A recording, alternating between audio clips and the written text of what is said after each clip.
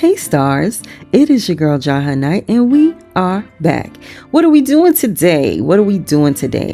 We are presently in the Black Girl Colorable Planner. Now, I created this product because we were at an event and one question that I was asked, hey, do you have planners? I said, yeah, we have planners. Are they colorable? I looked at the lady, I said, colorable? She said, yeah, can I color in them? No.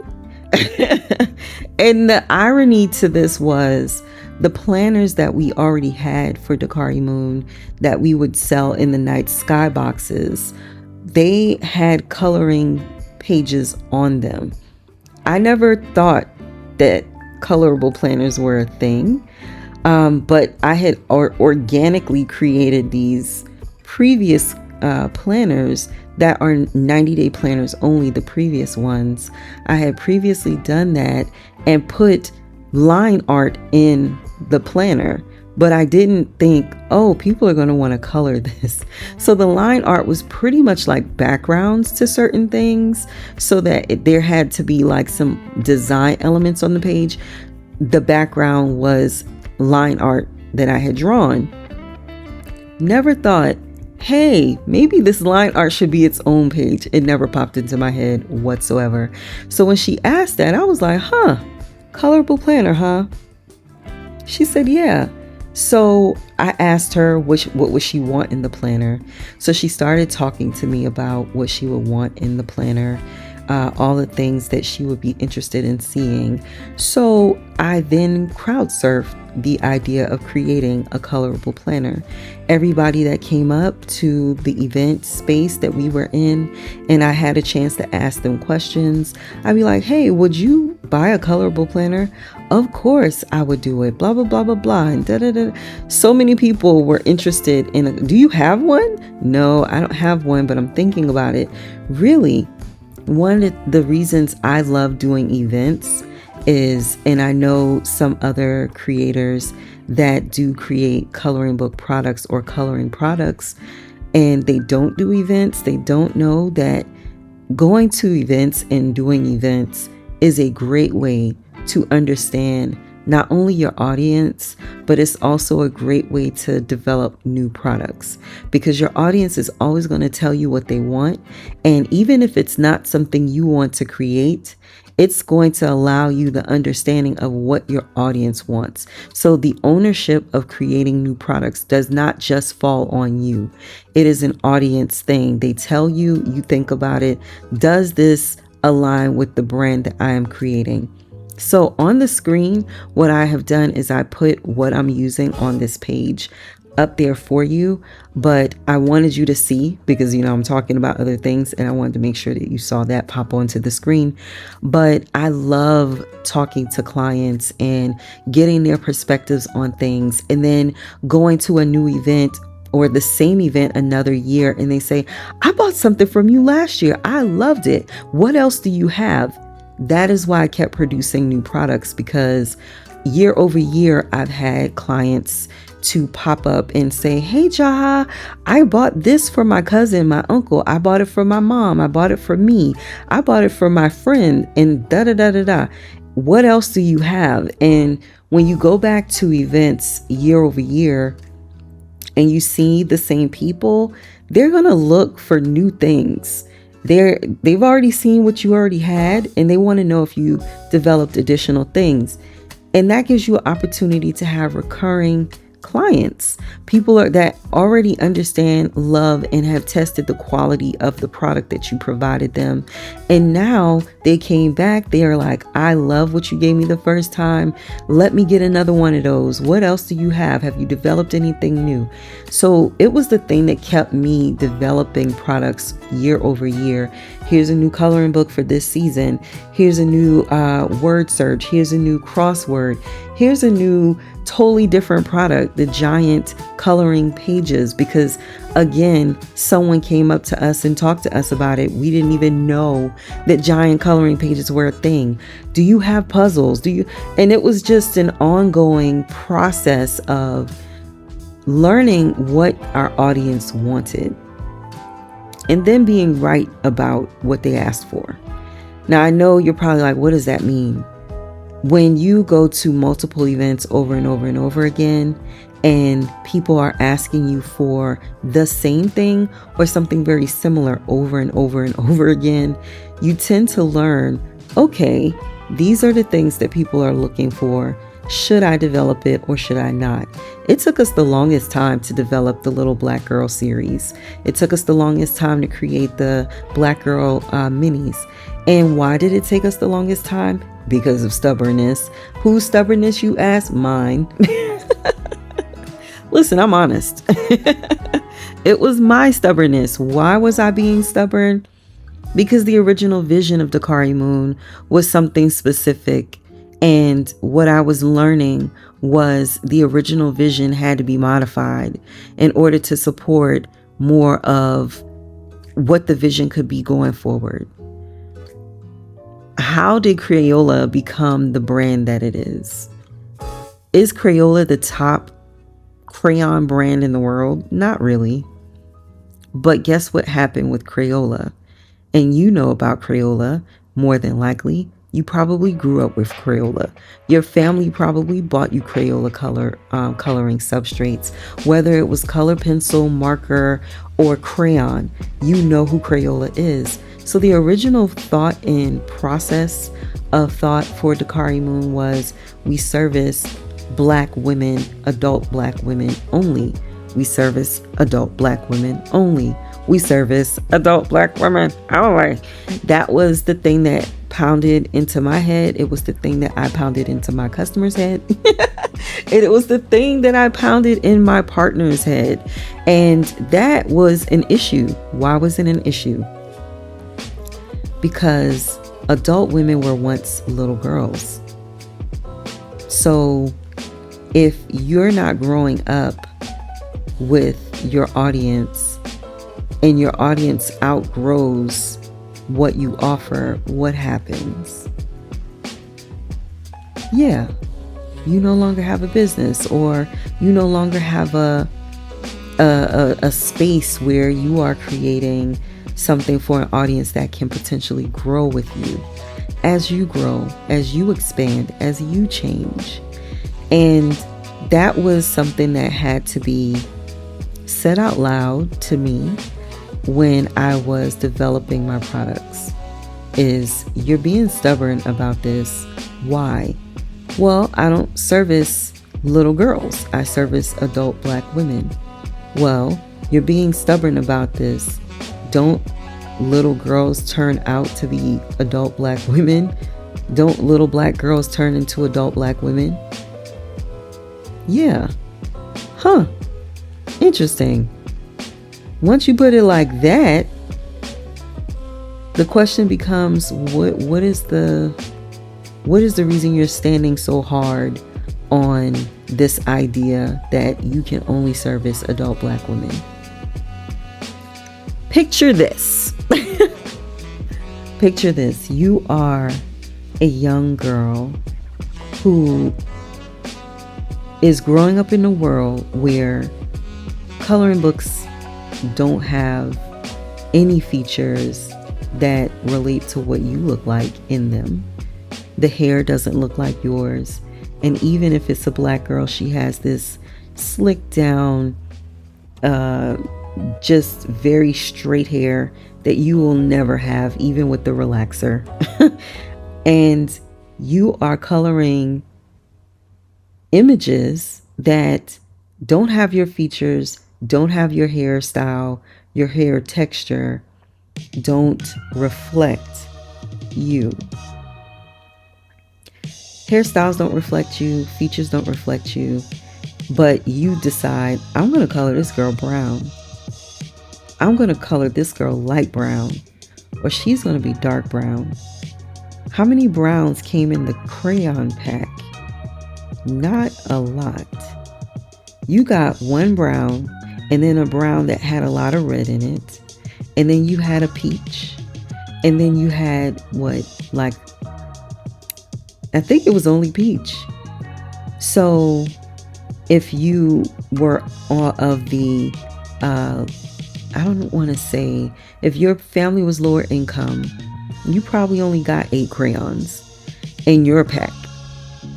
If your family was low income, maybe you got a 12 pack, or maybe you got a 24 pack, but you typically would not get 120 or anything that big. Now, if you got something that big, it might be group shared. It was bought for a multitude of you. I tell you all the time, I grew up with 8 cousins. It was bought for the 8. It was not bought for the 1. So at the end of the day, you cobble together whatever images you can create or color to make it look like you, a representation of you. So imagine growing up drawing and eventually getting to a place where you want to create your own products and images that look like you. I think a large part of the coloring craze for Black women, especially, and not just saying not just for Black women, but for Black women especially, is that we now can see ourselves in the art. It wasn't always like that. It's gotten so much better over time, but we can now see ourselves, our features, our hips, our thickness, our thinness, our quirky smiles, our curly hair, our almost straight hair, our everything that we could possibly dream of, we now have out in the world for us to consume with a representation of us. We do get a lot of, I don't want to say a lot, we get a lot of praise when we go and do events, but we also get the scale of, and I'm a Virgo Libra cuspy, so a large part of me thinks of things in scales, like the good or the bad. You know, the scale is always tilting. I would say the heavy part of the scale, of the side that weighs the most, is the amount of praise we get for creating what we've created when we're out doing events, versus the amount of negative comments that we receive from miserable people who are hating, essentially, on the fact that we've created something that represents Black women. But year over year, we keep going. Year over year, we've been tested. Year over year, I've wanted to quit at some point in time in that year. Year over year, I've fallen back in love with Dakari Moon. Year over year, I've fallen back in love with creating Black women in different formats, different fonts. Year over year, I've loved hearing the stories of, I bought my daughter this, or I bought my cousin this, or I have a little Black niece or a little Black sibling, and this is what I buy them, because they need to understand that they should love themselves. And I want them to have all Black girl things so that they understand that their hair is beautiful, their skin tone is beautiful, and their eyes are beautiful, their lips are beautiful. Everything about us is beautiful. And there have been so many times where we have received the messaging that we're not. Whether it was an intentional messaging or not, whether it was an offhanded, this is the default of the majority and this is not the majority, so we don't really have to cater to or provide to them. Representation in every format matters. I'm surprised I don't see Asian girl coloring books. I'm surprised when I don't see Hispanic girl coloring books, because the features of every ethnicity are so distinct and so beautiful, and we all have the right to representation. So when people will come, whether you are biracial, whether you are, you present more light than dark, but you are black, and you ask me, Jaha, is this for me? Absolutely. Even if you are not black, can it be for you? Absolutely. Because for how many years were we coloring in white girl coloring books? Let's be for real. Coloring books that did not represent us, but we colored in them anyway. People that did not have hair like us, but we colored in them anyway. I started going to coloring animals, and I'm afraid of animals, but I colored them anyway because I wanted just to be able to be creative. And so the products that we create at Dakari Moon are designed intentionally to be a hanger for your creativity. So if I can get online and for a year almost, because we're coming up upon a year, to where I've retrained myself in how to color so that I can bring tutorials to you all, so that I can show you better ways to have your creativity manifest, so that I can show you that you don't have to just be a marker girly or just be a coloring, a color pencil girly, or just be a coloring book girly. You can get a colorable planner. You can have a colorable word search. You can have any type of product that is going to give you the type of representation you deserve and you feel like represents you. If I had to get on here and learn and teach myself so I can share that with you so that you can have a better creative journey, that's what I needed to do. And that's what I've done. And I enjoy learning about how to create the dopest skin, watching makeup artists for hours and trying to figure out, how do I make this skin look better when this makeup artist started with a palette of color already? How do I help to provide a hanger for someone else's creativity? And that is where Dakari Moon has turned and made a change, is because I now create products that are a hanger for your creative work.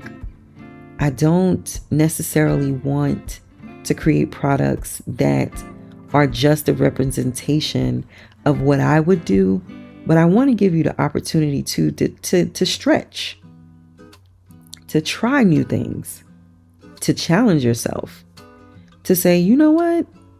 I can make a starry sky girl. You know what? I could do a glowing sun. You know what? That Morin brown skin that Jaha did, I could do that. Where the markers at? Where the things at that I need to do? What are the products I need to buy?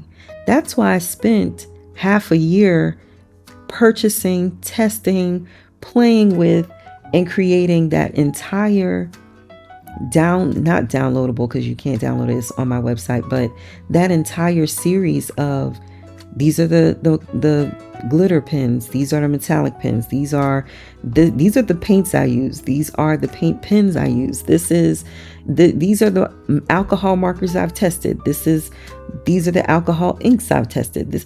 This is why I spent all that time to share with you what you can use in the products that you're buying, so that you can have creativity be a better experience for you, and that you're not out here trying to figure it out on your own. That's why I created the Starlight Creatives community as well, so that you have a community where when we gather together on our Saturday, and I'm doing something that you probably have never seen before, because that's my MO, really, my modus operandi. I want to do something that's going to make you say, I could try that. So when we gather every Saturday, not every Saturday, but the Saturday once a month on our private live, or we're sharing in the Discord channel any of the art we're creating, or I'm giving you a color quest challenge inside of the Starlight Creatives Coloring Club. When we're doing that, you're expanding into a new space for your creativity to blossom and to grow and to be more than you anticipated, more than you expected, more than you even thought you could ever do. I think I talked about this in another video, that I had started doing the Artist's Way of Julia Cameron. And one of the things that she talks about is how creativity is a religion. This year, I feel, for me, as a creative person, I have created more creative goals for myself and knocked those out of the park than any other year ever. And that's saying a lot, because now, 3 years in, we have 12 coloring books. We have 3 volumes of word searches, 3 volumes of crosswords, 3 volumes of Black Girl board games. We have 4 puzzles that we produce. We have affirmation cards with my art on it. I have created a woman dollar coloring book with a minimum of 40 patterns in it. I use those patterns in all of my products, on all of my products. We have Black Girl games. So the games are the crosswords, the word searches, the board games. But we also have trivia. We also have Black Girl draw. And this is to help you foster and expand into your sense of creativity, because representation of you is important, because representation of your ability to create is important, because challenging yourself creatively is important. So the Artist's Way and creativity being a religion, a practice that you put on every day, has been amazing for me, because I am creative every single day. Whether I'm laying out a book, whether I'm coloring, whether I am painting, whether I'm exploring with a new medium, whether I'm cloud watching or tree surfing, because as much as I stare at the clouds is as much as I stare at the trees, I am doing something to foster and to generate a space of creativity. We would have never had Black Girl trees had I not been fascinated by trees. We would have never had Black Girl woman dollar had I not felt like every part of the world, every part of the universe, not the world, but the universe, is connected to a Black woman. We would have never had Black Girl Angel if I didn't see us as warriors and women who protect what we are passionate about and excited for, and the things that are important to us. All of these things are representations of who I believe Black women are, and they're manifestations of things that have been in my mind for a long time and that are now just coming out into fruition for you and for me visibly. And it's been a great journey. It's been beautiful. And I love the starry skies that I've been drawing, specifically because when you look at this representation of the wind, because that's what this is, right? It's a representation of the wind. Each color could represent a strand of your creativity, how different it is, how unique it is, how it flows. And it's all around you. It's always, whether you are creative with the outfits you put on, the glasses you wear, the way you do your makeup, the way that you speak in different languages, or the way that you speak in different dialects, depending on who you are, the code switching you do, that is creative, because you know by virtue of the world we live in who you have to be for certain people at certain times for certain reasons. And that is the beauty of Black women. We are so multi-diverse. We are just as diverse in who we are from woman to woman as we are from day to day. And not saying day to day in a way that makes it sound like we're bipolar, but we change, we evolve, and we're willing to do it. We change, we evolve, and we're willing. For example, if you look at the screen, we've already done the wind, right? The starry sky is done. Now we're headed into color pencil territory. You may not have seen me color with color pencil on here for a full thing, period. This is probably the first time. Before I started this piece, I have been at war with color pencils. Do I like them? Absolutely. Will I use them for an entire piece? Absolutely not. Timing, it takes too long. I'm very impatient as a creative. I know that about myself. But when it comes to the colorable planner, I have to be more patient. I have to be more intentional. How many things in your life have you been impatient with and rushing through? And then there was that one thing that you had to slow down and be more mindful of because you had no other choice. That's this colorable planner. It's intentional. It's mindful. It's very demure. It is the thing that is going to make you slow down. I've skipped months coloring in this colorable planner. Why have I skipped those months? Because I'm like, I don't have the patience to do this. I don't have the time to do this. Why do I? But life is like that. There are certain things that are going to make you slow down. Be more focused. Allow yourself room to breathe and not rush through an important part of something that you didn't even think was that relevant. This is relevant. It allows you to slow down. It allows you to breathe.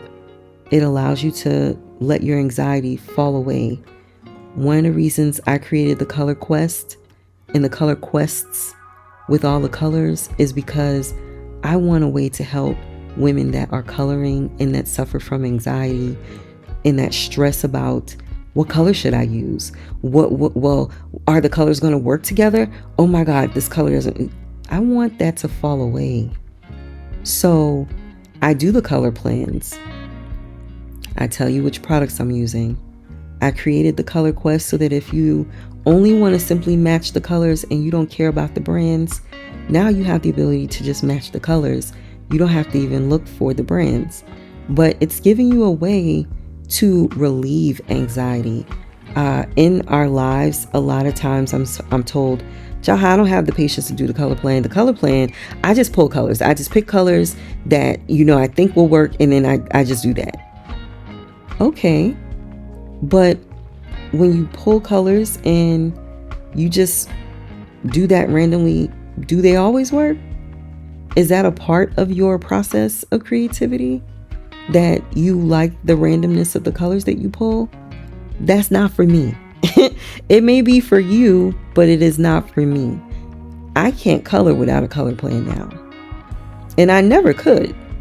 And when you think about yourself and your process, could you always have colored without a color plan? Without knowing that what you needed was a color plan? That's a big question. And the question I'm asking that because if you are going to the back of your book and just scribbling colors down to test the colors, you're creating a color plan. If you are B, saying, I wonder what colors I should work with. Let me scribble the colors down as I go along with this work. You are creating a color plan. You just never had a name for it. And you never probably did it at the very beginning of coloring. But for me, I do it at the beginning because then I have the palette that I'm working with. I don't have to keep pulling more colors out. And if I do pull more colors out, guess what happens? I put those colors on that color plan. Why do I do that? So if I ever say, oh my goodness, I really want to color, but I don't feel like choosing colors today, I go back to my folder that has all my color plans sitting in it. I pull that color plan. I literally go to my substrates and pull those exact colors from the exact brands that are written down on that color plan. And I now am able to color without thinking about it, without the stress of, well, what colors will work? Well, what brands do I have? Oh, I tried this. Did I use that? I don't have to worry about that. I wrote the brands down when I wrote the color down. And initially when I started doing my color plans, I wasn't even using the numbers that follow the colors. I wasn't doing that. I was just putting the name of the color and the brand. But over time, when I am searching for colors, I realize writing the color number down or the color number combination down, important. I have a whole nother thing where I definitely sit down and if the brand does not come with color numbers on it, or it doesn't have a name of any sort, I label all of them because I don't have time. I'd rather start out the way I want to go than have to double back, because there have been so many times where I've had to double back. And then when we do events as well, and I'm giving someone paint pens or something like that, paint pens specifically, and they don't know what color these things are. But if I have a swatch sheet with that, they'll be like, oh, this is this color, because the numbers are on the markers. They're on there. If the brand doesn't do it, you do it. Make all the barriers to your creativity go away. Make all the barriers of your stress and or anxiety when creating go away. So it doesn't have to be that you are creating the color plan at the very beginning. Maybe you're tracking the colors you're using on the color plan. Oh, I'm using this color. Let me put this on the plan. It's a more organized way to keep track of what you're trying to do. It just is. If you don't need organization and you're like, I am a free spirit, stop trying to chain me, Jaha, then okay, you don't have to use it either. And that's fine. But this is for the folks that do need it. One time when I was coloring in the park on a date, my date was very stressed out about the colors of choosing, the opportunity and the stress of choosing the colors that needed to be chosen. And that's how the color plan came about. It's because my date was like, I don't really know what colors look good together, and I'm just pulling some random colors. And I was like, oh, that's interesting. And then when I printed my first coloring book, Black Girl Unicorns, shout out to my unicorns, okay? When I printed that first coloring book, I found myself on the very back page where our copyright page is, scribbling colors to see what they look like in the back of the book and writing down what they were and scribbling more colors and writing. So every time I went to color in it, I'm scribbling down colors and writing down what they are. And I was like, why don't you have like some kind of plan in here? And I was like, oh, you can create a color plan. And that was the beginning of it. If you ever have a product that you are using and you decide to go into the business of creating the same product, your responsibility as a product creator, no matter what that product is, it could be cookies, it could be yarn art, it could be whatever it is. But whatever that product is, your responsibility as a product creator is to make better the thing that you are creating. So to me, my goal in creating the color plan and it being in all of our coloring books is to make good the thing that I'm creating, make better the thing that I'm creating, so that you can enjoy it, other people can enjoy it, and you're able to use it in a way that will allow you to say, I really did need that. I didn't know. So it's on the left-hand side of all the coloring books except for the Black Girl Minis, because it's in the very back for them. So it's on the left side of every single coloring book page. If you're using marker, you have a few extras in the back of the book. But if you are a color pencil girly, I'm not going to use this, but I'm going to use that, you have it on the left side of every page. So you can document essentially on every page what you've used.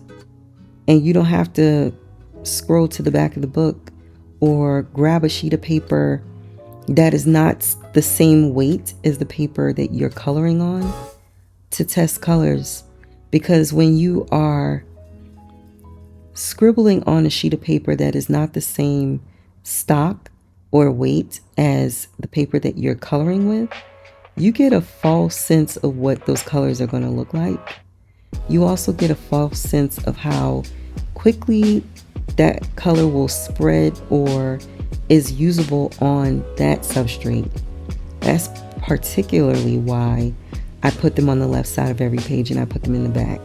Because at least if you are using it in the back or using it on the left side, you know that that page is going to show how your substrate is being used the exact same way as you're using it. So when you get to the page, it's not a crazy amount of bleeding from the marker and you didn't know it would do that. When you get to the page, it's not, oh, I thought this paper was thicker, but it's not. And now your color pencil is sliding all across the page.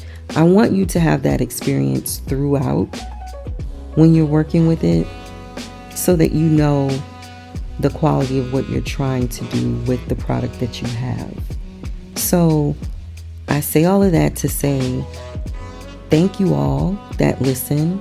Thank you all that share my videos. Thank you all that have purchased from Dakari Moon for these 3 years. Thank you for helping to make the iterative process of creating the product suites that we have amazing. Thank you for supporting the dream, because this all started out as a dream.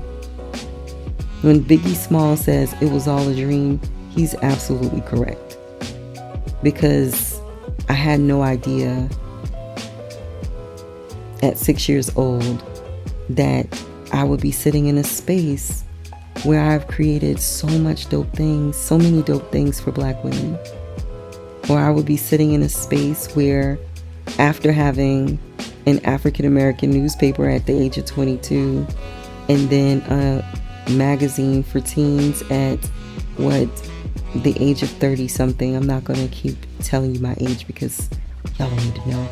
And then at this age, this big grown age right now, after being a designer for and I say over 30 years because I've been designing since I was 15. After being a designer for over 30 years, that I would end up where I am now, having created 14 coloring books at this point. 12 have been released. Having created all of these things for Black women, I never saw this coming. And I remember in high school, I was published in the high school magazine, and my poem was published, and it was about seeing your true colors for Black people. It was a really interesting poem that I wrote for Black people, and just to support where we are in our evolution and in our being.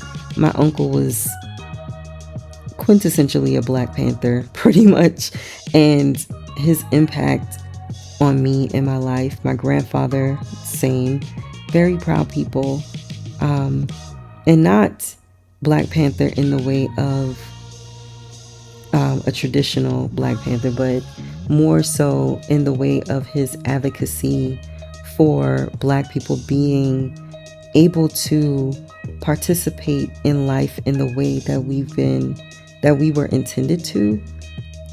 Knowing that he fought for so many of our rights, to becoming a preacher and being in the space of MLK and trying to do the right thing, and knowing that his influence really was pivotal to my evolution, that is amazing to me. Knowing that my grandfather was the one that struck that chord in my uncle, and was then the chord that my uncle struck in me, but also my grandfather struck in me, because my grandfather was the first entrepreneur I ever knew. He was a farmer. He was a carpenter. He was an evangelist. So knowing my grandfather was that person that put this entrepreneurship and this entrepreneurial spirit out in the atmosphere for his grandchildren, and seeing that it's manifesting in some of his grandchildren and continuing on the legacy of who he was, that is phenomenal to me. So I thank you from the bottom of my heart for being here, for supporting and sharing and growing the platform that we're creating, and for essentially loving on the mission of Dakari Moon and me, Jahanite, and my children and my family. And I appreciate you.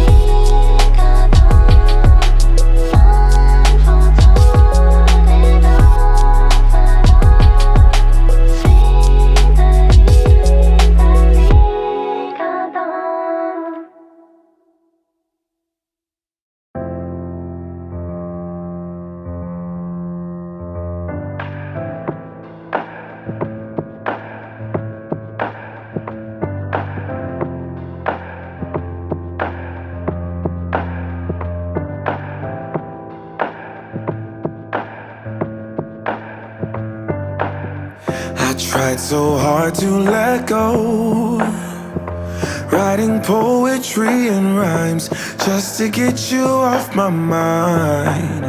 It's either yes or it's no. I'm not a yo-yo on a string that you flip and twist and swing. I'm not gonna vibe tonight. You don't get everything you like, 'cause I'm not ready.